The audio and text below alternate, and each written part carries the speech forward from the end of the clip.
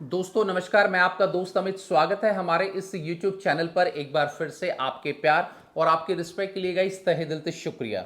Guys आज की इस वीडियो के अंदर हम लोग बात करेंगे कि जो बच्चे अगले साल अपना बैचलर ऑफ एजुकेशन क्लियर करेंगे 2024 में, या 2024 में जिन बच्चों ने अपना बैचलर ऑफ एजुकेशन कंप्लीट कर लिया है सेकेंड ईयर आपका, तो उन बच्चों के लिए ये वाला जो वीडियो है बहुत इंपॉर्टेंट है। और इस वीडियो के अंदर हम लोग डिस्कस करेंगे कि आपको बीएड करने के बाद क्या आपको एमएड करना चाहिए या फिर एमए एजुकेशन करना चाहिए। इसके ऊपर बहुत इंपॉर्टेंट जो एक एनालिसिस है वो मैं आपको अपने एक्सपीरियंस के हिसाब से बताऊंगा, ताकि आगे चल के आपकी जॉब में कोई दिक्कत या प्रॉब्लम ना आए। तो उससे पहले अगर कोई भी बच्चा BEd second year first year में एमडीयू या किसी के भी एग्जाम देगा, अगर उसको नोट्स की आवश्यकता है, वो नहीं उसके पास टाइम है, तो हमने और हमारी टीम ने जो हैंडमेड नोट्स है वो प्रिपेयर किए हैं। नीचे जो नंबर शो हो रहा है आपका 9996060785 पर व्हाट्सएप पे हाई का टेक्स्ट करेंगे और उसके जस्ट बाद पेमेंट के बाद आपके पास जो पीडीएफ है वो पहुंच जाएगी।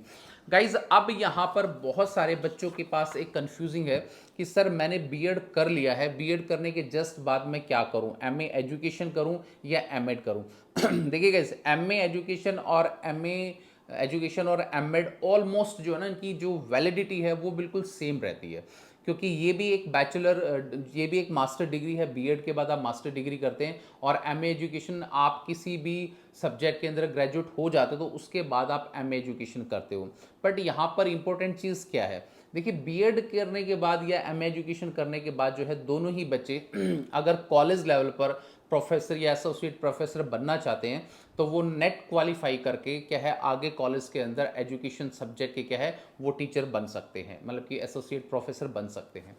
अब यहाँ पर दिक्कत ये आती है कि सर मैंने मान लो सपोज करो कि आपने बीएड कर लिया, बीएड के बाद क्या है, अगर आप टच में हो, ठीक है, क्योंकि दोनों ही जो कोर्स है वो आपके 2 साल के हैं। एमए एजुकेशन भी आपका 2 साल का है और 4 सेमेस्टर होते हैं इसके अंदर भी, चाहे आप डिस्टेंस करें या फिर आप इसको रेगुलर करें, ठीक है। पर एमएड जो है वो भी आपका 2 साल का होता है, 4 सेमेस्टर का होता है। बट एमएड के अंदर जो है जनरली क्या है, ये डिस्टेंस से नहीं होता है, क्योंकि एनसीटी के नॉर्म्स के हिसाब से अमूमन ये जो कोर्स है वो रेगुलर ही कंसिडर किया जाता है। बीएड भी इंडिया के अंदर बहुत कम एजुकेशन है जहाँ पर ये डिस्टेंस में प्रोवाइड किया जाए, वरना 99% हर जगह ये रेगुलर की डिग्री है, क्योंकि ये एक प्रोफेशनल डिग्री है। ट्रेडिशनल डिग्री तो आपको डिस्टेंस कर सकते हो पर आप अगर कोई भी जो प्रोफेशनल डिग्री है उसको आप क्या रेगुलर ही करोगे। तो एमए एजुकेशन के अंदर क्या है, सेम चीज़ें हैं।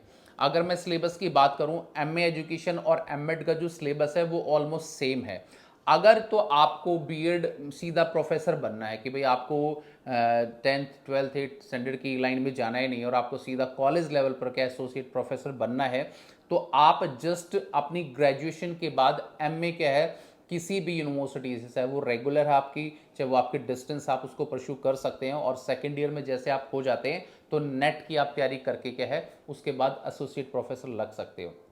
अगर आपको ये लगता है कि भाई मैंने बीएड करूंगा मैं, और बीएड के साथ साथ मैं स्कूल का जो ऑप्शन है उसको भी लेके चलूंगा, और उसके बाद जो है आपका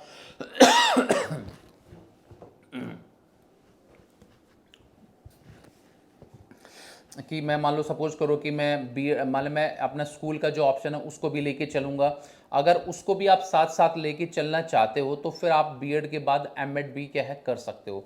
तो यहाँ पर बच्चों के साथ कंफ्यूजिंग बहुत एक अजीब सा आता है कि सर मान लो मैंने अपना ये कर लिया क्योंकि मेरा मन नहीं है वो करने का, मैं क्या करूं सर। गाइस यहाँ पर अब सबसे इंपॉर्टेंट सवाल ये क्रिएट होता है आपका कि भाई आप अगर मान लो दोनों में से, एमए एजुकेशन और एमएड में से कोई भी अगर चूज करो तो कौन सा करो। सर गाइज ये आप पे टोटली डिपेंड करता है। मैंने आपको स्पष्ट बता दिया है दोनों के इक्विवेलेंट है। अगर आप एमएड करने के बाद भी नेट का एग्जाम दे सकते हो और एमए एजुकेशन के बाद भी क्या है आप नेट का एग्जाम दे सकते हो, और दोनों के बाद ही क्या है आप पीएचडी कर सकते हो, क्योंकि मास्टरी डिग्री क्या है आपके पास वो दोनों कंडीशन में आपके पास अवेलेबल है।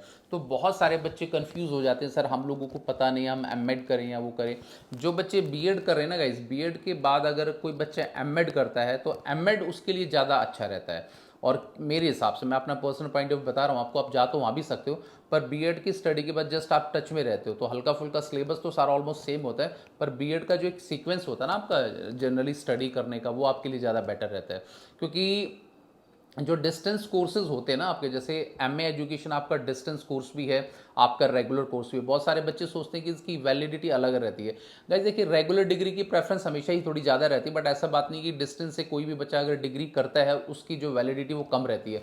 यूजीसी के हिसाब से, इंडिया में नॉर्म्स के हिसाब से, जो भी डिग्री आप रेगुलर डिस्टेंस करते हो उसकी जो वैल्यू है वो इक्वल रहती है। और गवर्नमेंट जॉब के अंदर, प्राइवेट जॉब के अंदर कोई भी जो है डिस्क्रिमिनेशन बच्चों के साथ नहीं किया जाता। तो इसीलिए ये प्योरली आप पर डिपेंड करता है कि आप एमए एजुकेशन करें या फिर आप जो है एमएड करें, दोनों की इक्वल आपकी वैलिडिटी है। क्या क्या पोस्ट होती है, कैसे कैसे क्या मिलती है, वो सारी वीडियो मैंने इसमें आपको बता दी है। उम्मीद करूंगा, एक छोटा सा टॉपिक था जो बच्चों को काफ़ी परेशान करता है, इसके लिए मैंने आपको डिस्कशन कर दिया। वीडियो आपको कैसा लगा इसके लिए लाइक, शेयर एंड कॉमेंट, और मिलेंगे किसी नेक्स्ट वीडियो में। तो till then bye, take care guys, मुस्कुराते रहना। Thank you so much.